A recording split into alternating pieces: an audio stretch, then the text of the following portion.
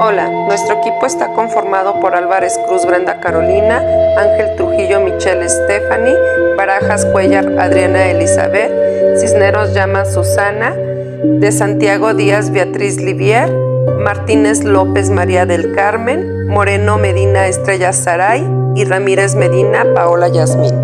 En la Edad Media, si los padres querían que sus hijos se educaran, y claro, si tenían dinero, había algunas opciones. Muchos monasterios ofrecían educar a los niños, ya que este aprendizaje casi siempre implicaba dirigirlos hacia una vida dentro de una comunidad religiosa.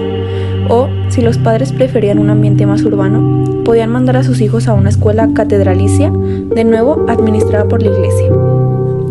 En algunos lugares, las escuelas municipales existían, pero los planes de estudio también se alineaban con lo religioso.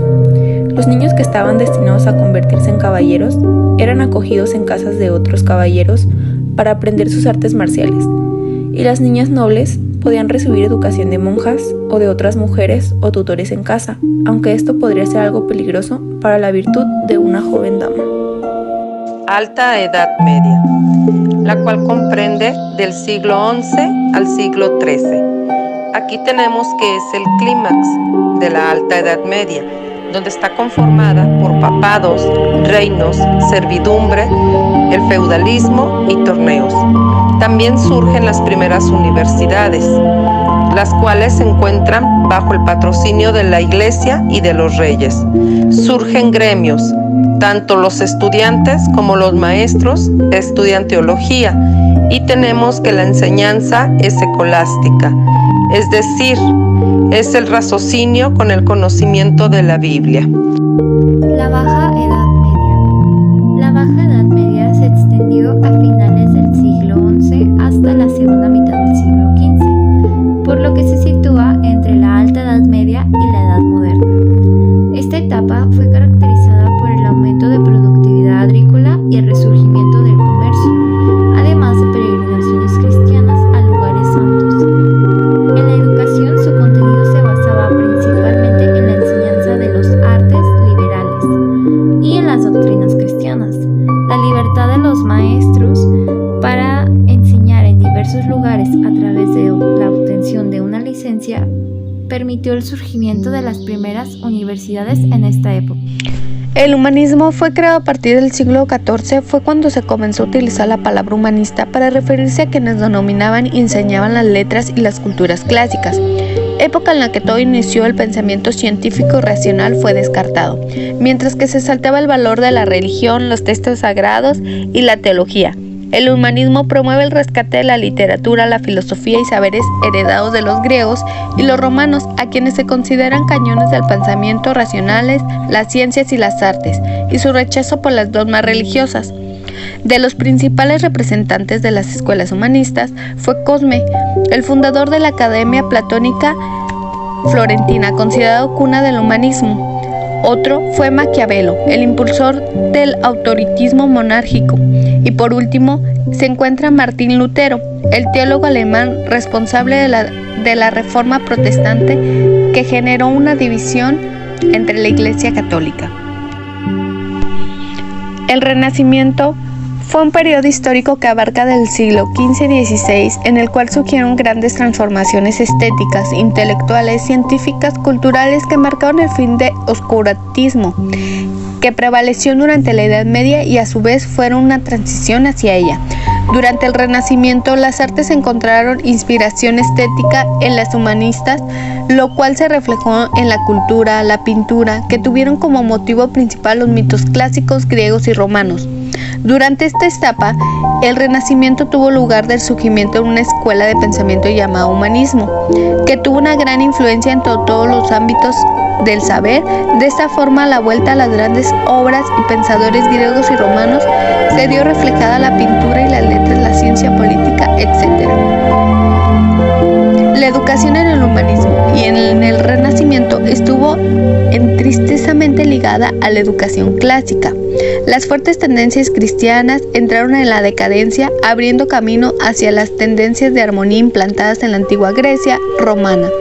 Por lo tanto, se modificaron aspectos educativos que se veían dando reflejo al mundo cristiano, como por ejemplo el cambio del objetivismo al subjetivismo y el cambio del colectivismo al individualismo. Tal cambio se trascendió, por lo cual la religión siguió siendo parte de la educación.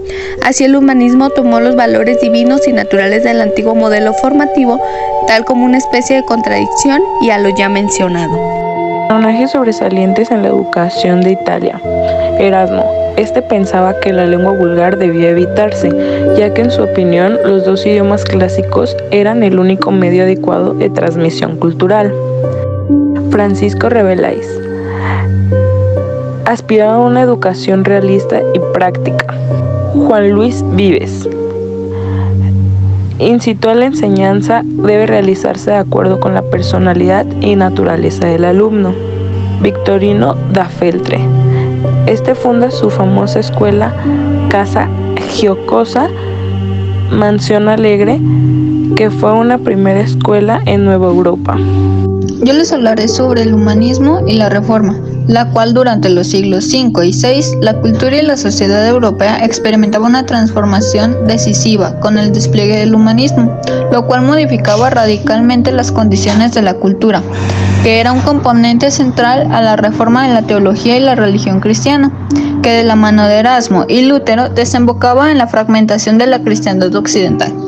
Para comprender un poco más, el humanismo era el movimiento de la cultura encabezado por Petrarca, mientras que la reforma buscaba protestar en contra de las malas prácticas y los abusos que se venían presentando al interior de las iglesias católicas. Es por ello que Erasmo buscaba la restauración del verdadero cristianismo, mientras que Lutero rechazaba la teología y adoptaba como principio de la reforma la doctrina, la cual justificaba por la fe. Es por ello que él decía que se distinguían solamente dos reinos, el reino de Dios y el reino del mundo. La Reforma Protestante fue un movimiento religioso del siglo XVI iniciado por el teólogo y fraile católico alemán Martín Lutero y por el teólogo francés Juan Calvino. Este movimiento generó una división en el seno de la Iglesia Católica de la época. La Reforma surgió como consecuencia del descontento que en distintos aspectos se generó en la población europea por el modo en que la Iglesia Católica administraba la Iglesia. Tuvo comienzo en la escritura y divulgación de las 95 tesis de Lutero en 1517, texto en el que criticaba la venta de indulgencias por parte de la Iglesia Católica para reunir fondos y construir la Capilla Sixtina. La idea era reformar la Iglesia Católica y recuperar su sentido original.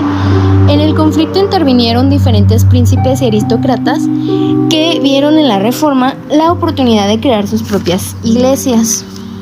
La Reforma denunció la corrupción y la falta de fe de muchos sacerdotes, dividió en dos al mundo cristiano y dio origen al protestantismo, cuyo culto es diferente. Por ejemplo, sus sacerdotes pueden contraer matrimonio y están libres de celibato. Sentó las bases para la Contrarreforma.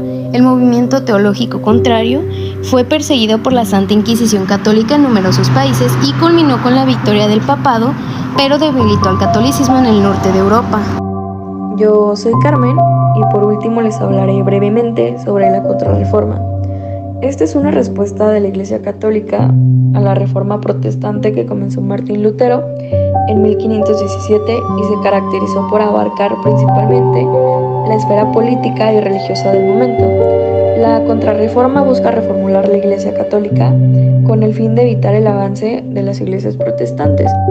Los mayores exponentes fueron los papas, como el Papa Paulo III, entre otros, y también destaca Ignacio de Loyola, que es el fundador de la Compañía de Jesús, cuya misión principal fue la catequización de América.